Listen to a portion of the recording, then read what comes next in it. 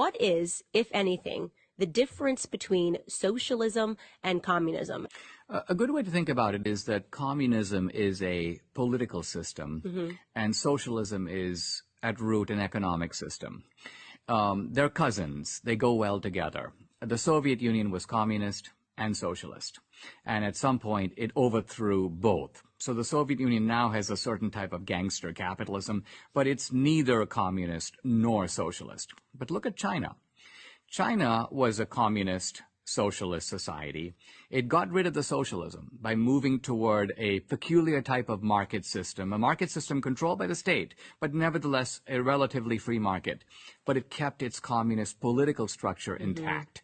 So no democracy, no free elections, controlling the lives of the people, but they can work, they can become millionaires, they can make products, they can gain money.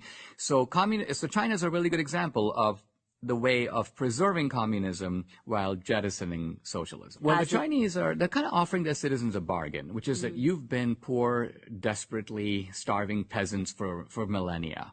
We're going to basically fill your stomach, and we don't want you to say one word about your rights, because we're giving you something you've never had before, and they're trying to keep the Chinese content with that bargain, and that's the question.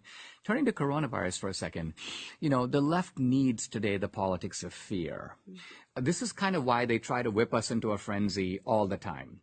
You see, Marx thought you wouldn't need any of this. Marx thought that the revolution was scientific. It would come automatically. You don't even have to fight for it because it's going to happen by a law of history. But nowhere did the workers revolt against the capitalist class, not in Marx's time and not to this day anywhere in the world.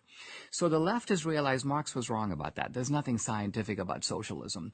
What we need is panic. And then since the 70s, the left is like, we're running out of food. In the 80s, nuclear apocalypse. In the 90s, the ozone layer's going away. The last 20 years, climate change, the oceans are rising. And now coronavirus, the theme is the same.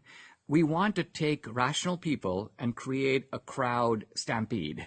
So because crowds behave differently than rational individuals in the crowd. If you can get people to think that their lives are in danger and they have to run, then they behave in ways, they do things, they submit to irrationality, and the left thrives.